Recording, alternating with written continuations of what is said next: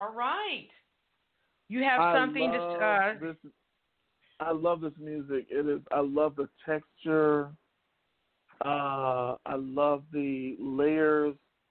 Um, the performance, the trumpet performance is just delicious. The vocal is so nice and smooth, and it just has a nice sort of a push forward that I feel, and it's just I love it. I'm really enjoying this. This is very, very nice stuff.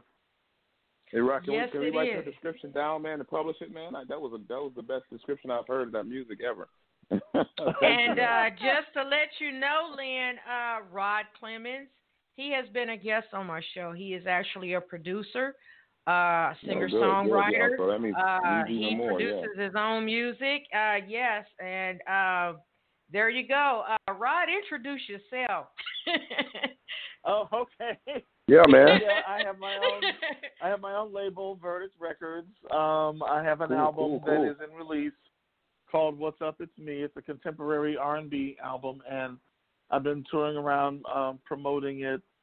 And Lady Diva has given me the privilege of being on her show at least twice. Yeah, at Amen. least twice. Amen. And we just did. I just was in Evansville about a week and a half ago.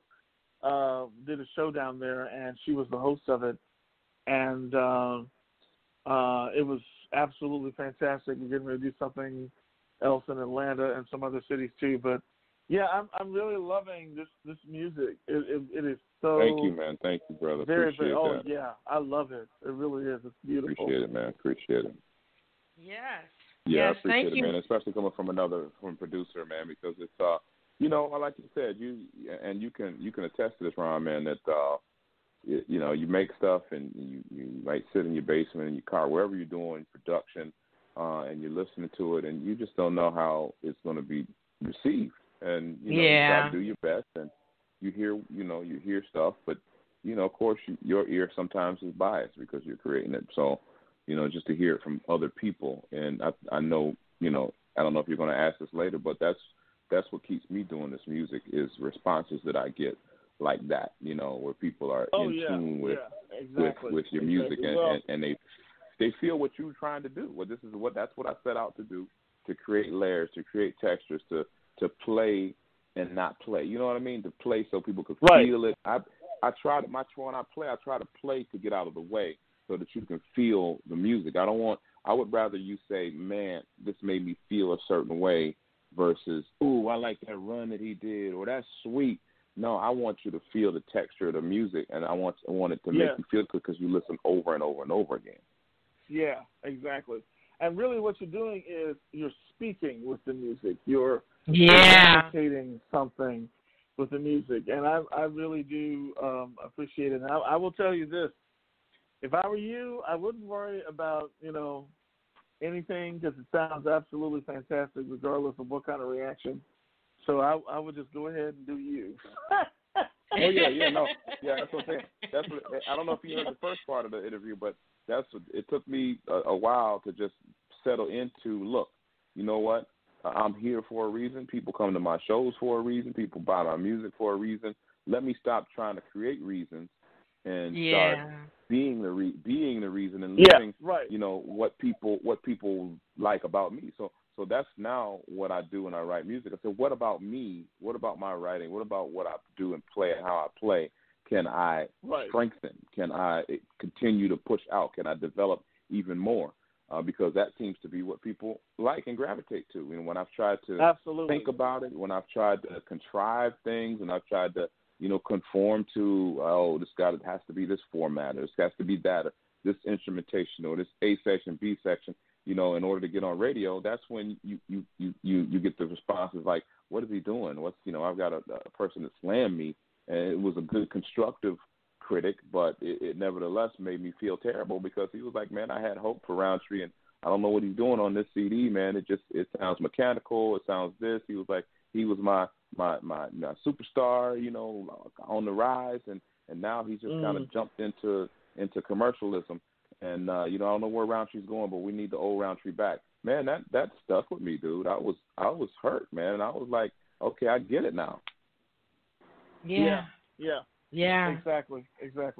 Well, that's what. Yeah, that's when you have to really be true to who you are as an artist, and what you're doing. And I mean, it's just like I used to, because I'm a classically trained musician, and I used to have a lot of people be like, "Well, I don't understand classical music. I don't understand."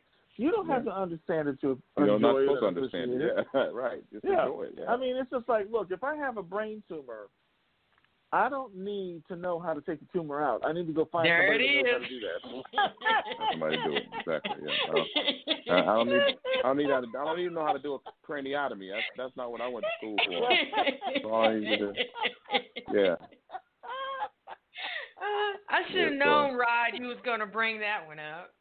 But anyway, no, that's a good one. It's a good analogy. Thank you for calling, Rod. You can stay on air to welcome. listen in on more music.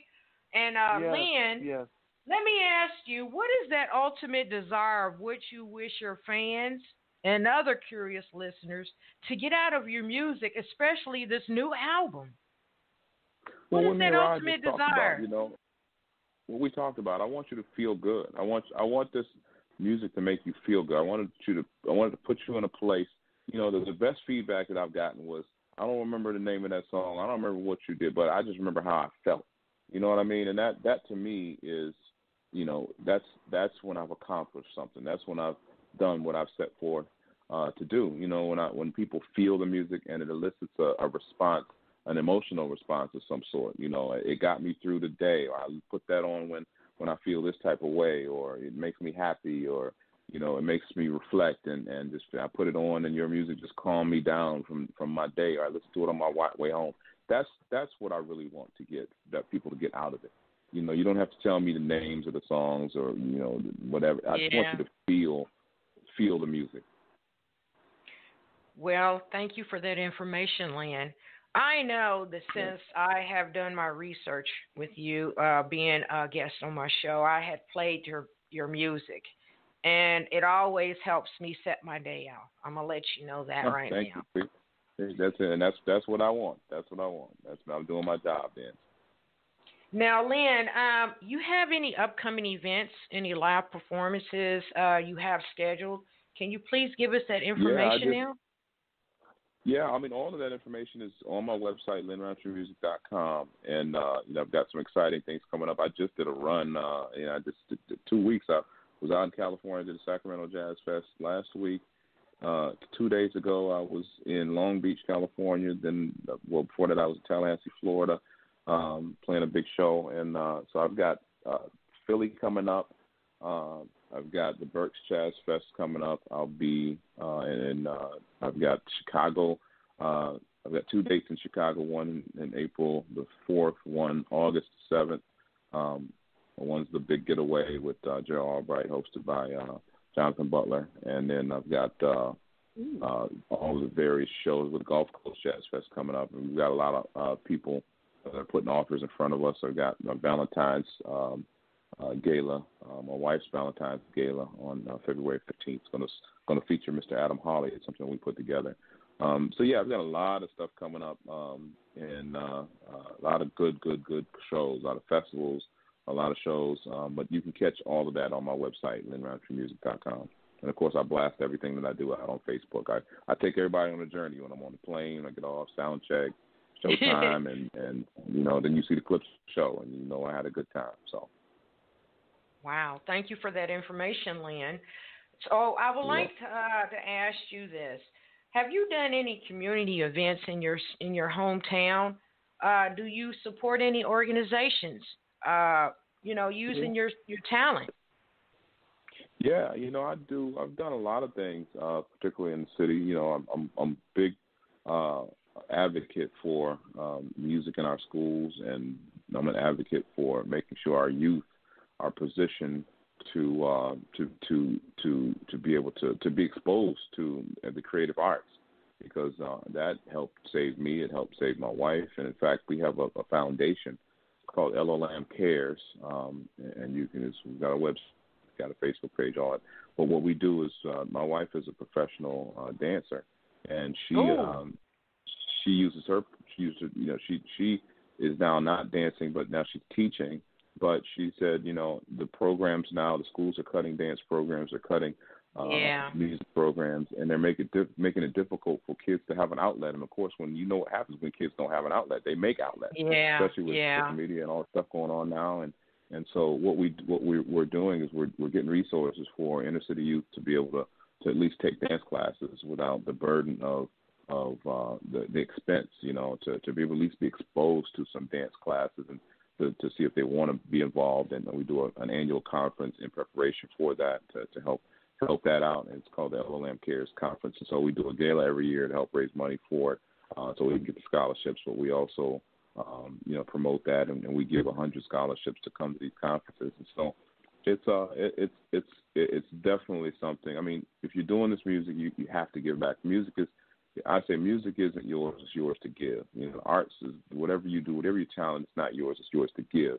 And so that's why we're here on this earth, as far as I'm concerned.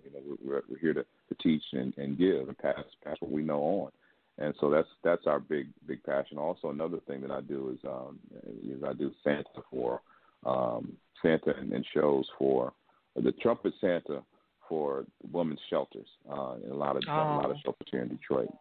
So I'll show up in a Santa outfit, and these women who are in these battered shelters who don't have anywhere else to go, who have kids in the shelters with them, and who may be estranged from their families or in just a violent relationship where they've had to seek refuge, and they're in this, on Christmas, in and around Christmas time, just to give them some joy, to play for them and have fun with them. And, I mean, for me, it's just, again, it breaks my heart to see people how evil people are towards each other sometimes. Yeah.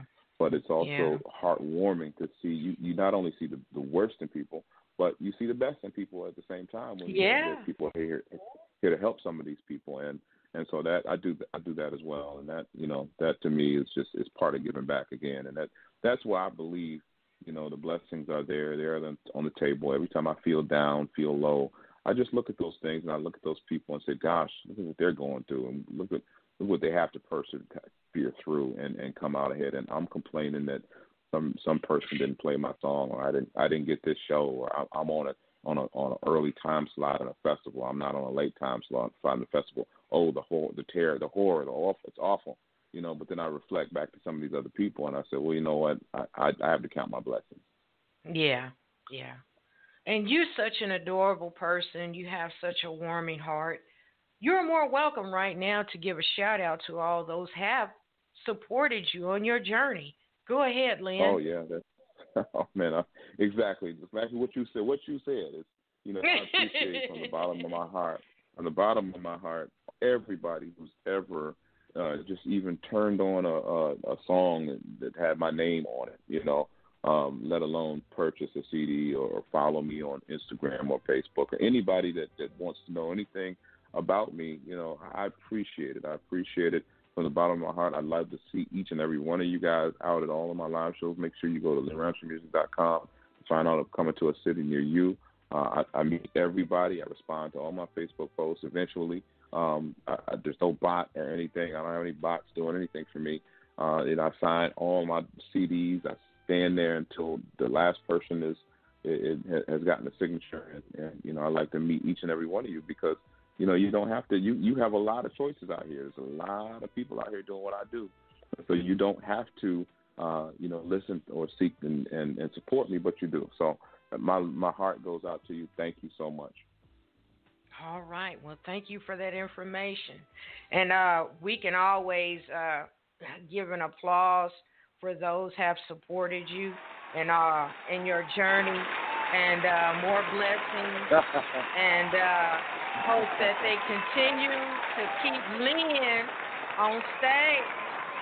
You know what I'm saying? Amen.